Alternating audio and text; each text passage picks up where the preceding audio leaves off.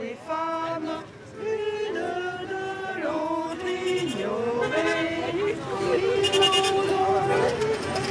Les femmes et de nos sœurs séparées, debout, debout, debout. Le projet des Baba Yaga existe depuis 10 ans. À l'origine de cette idée, il y a Thérèse Claire, Suzanne Goueffic et Monique Bragard, des femmes qui ont vécu toute leur vie sur le mode de l'engagement. Nous avions eu toutes les trois des problèmes de très vieux parents et nous nous posions l'interrogation. Et à ce moment-là, je leur ai dit, vous savez, moi j'ai écrit un petit projet et elles m'ont dit, on va le faire vivre ensemble. Autogérée, citoyenne, solidaire, écologique. Ces 4 grandes lois posent ce qu'est une maison de Baba Yaga. Nous avons chacune notre studio de 35 mètres carrés avec une petite cuisine, les douches et les toilettes, donc nous serons parfaitement chez nous. Mais en bas, nous aurons un grand espace de 200 mètres carrés dans lequel va s'élaborer la vie collective, mais je voudrais une vie collective intelligente. Nous avons élaboré une petite université populaire du savoir des vieux parce que nous allons avoir besoin d'un savoir nouveau pour cette tranche sociologique nouvelle entre les 70, 80 et 100 ans. Il va falloir élaborer une prévention à tous les domaines, la prévention du corps.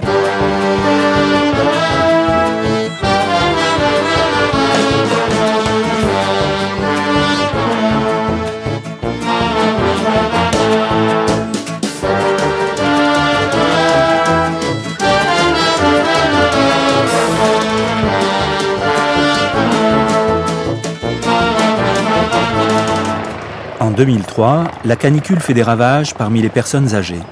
Les Baba Yaga sont reçus en mairie, leur projet retient l'attention et un terrain leur est promis en plein centre-ville de Montreuil. Est-ce que je verrai la construction? Il faut que je me cramponne.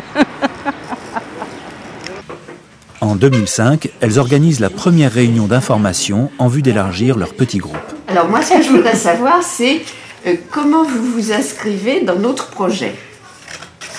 Nous sommes extérieurs à votre projet, parce que nous, ce que nous voudrions, c'est faire la même chose à Ivry. Ah, vous ne voulez pas venir chez les Baba Yaga de Montreuil? Nous sommes ici pour nous informer, en fait. Mais vous êtes et c'est à ce moment-là, hein. Elles étaient 3, elles ont été 3 à tout faire. On est 3, oui, à tout faire. Les Baba Yaga décident alors d'organiser des déjeuners mensuels. Ceux-ci attirent un nombre de plus en plus important de femmes qui souhaitent se joindre à l'aventure. 1, 2, 3.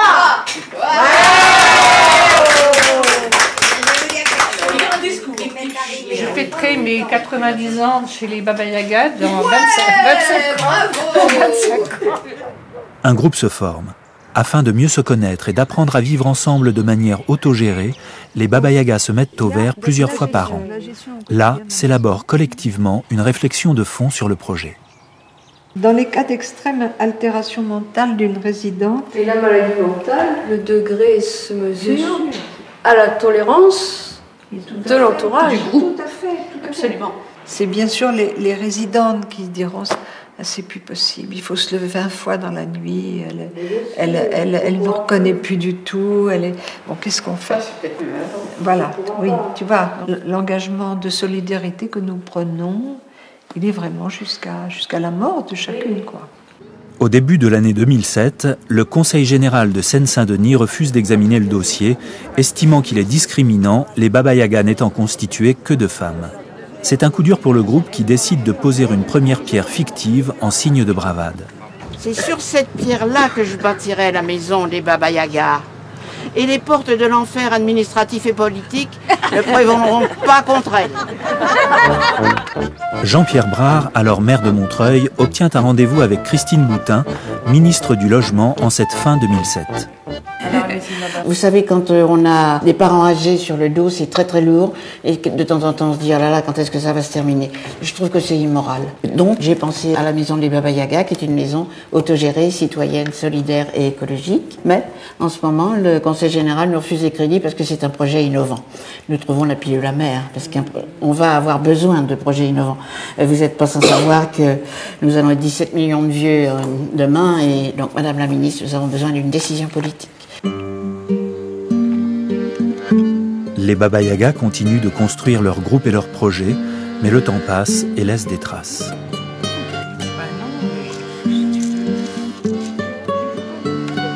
pense que la maison va être ouverte d'ici 1 an et demi, quoi. J'ai dit que j'y rentrais. Et puis le jour J à l'orage, je verrai ce que je dessine. Je sais rien, ça va. Ma santé se dégrade. Donc dans 2 ans, c'est-à-dire? Oh, c'est-à-dire que, tu vois, je marche de plus en plus mal. J'ai eu l'espoir que ce soit temporaire et que j'allais remonter. Je ne remonte pas du tout la pente. Je suis, au contraire, dans une pente tout à fait descendante. Ce qui me désespère, mais enfin bon, c'est comme ça. Qu'est-ce que tu veux? Ça t'est arrivé de penser que tu allais laisser tomber? Oui, tout à fait. Que j'en avais marre et puis que basta. Après tout, moi je vis bien. Tu comprends, c'est presque un drame, tant mieux, mais on vit tout assez bien dans notre maison. On a tous, chacune, notre petite retraite, pas très importante, mais enfin on vit gentiment. On a nos appartements et notre fonctionnement de vie. Donc la maison des Baba Yaga n'est pas vraiment un besoin urgentissime. La maison des Baba Yaga, c'est un projet politique, c'est un projet à long terme, c'est pour vraiment changer la mentalité des vieux et la mentalité de la société, de la société vis-à-vis des vieux. Mais après tout, on vit bien là où on est, chacune dans notre coin. Alors, un projet qui n'est pas urgentissime, ça devrait se faire au contraire dans l'euphorie, la paix, l'intelligence, la projection. Et là, en ce moment, on est un petit peu bloqué. Au printemps 2008, Dominique Voynet remporte les élections municipales et devient maire de Montreuil.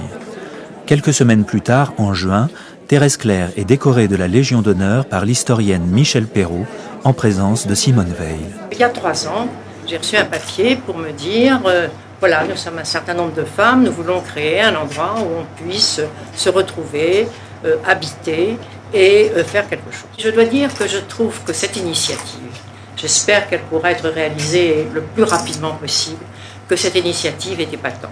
Alors Thérèse Claire, au nom du président de la République et en vertu des pouvoirs qui nous sont conférés, nous vous faisons chevalier de la Légion d'honneur.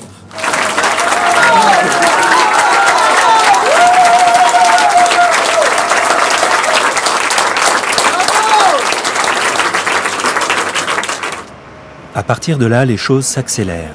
Début juillet 2008 a lieu en mairie un comité de pilotage qui réunit tous les acteurs du projet. Quelques mois plus tard, le financement de l'État est acquis. Celui du Conseil général suit très rapidement. Une gestion dont on sait qu'elle nécessite des mises au point délicates. Ah mais c'est bien, je pense qu'on est passé de la théorie à la pratique cette fois-ci. Voilà. Les journalistes sont tous pendus à mon téléphone. Alors c'est quand? J'ai dit plus tard. Je crois que ce qui nous a aidés à avancer, c'est la volonté d'utiliser autant que faire se peut les outils de droit commun. Demander à l'Office public de l'habitat de Montreuil de s'occuper de ce dossier, c'était regarder ce dossier non pas comme une sorte de mouton noir, mais comme un dossier comme d'autres, avec ses spécificités, ses difficultés, mais aussi avec la capacité peut-être de le rendre acceptable, de le rendre compatible avec les modes de financement qui existent.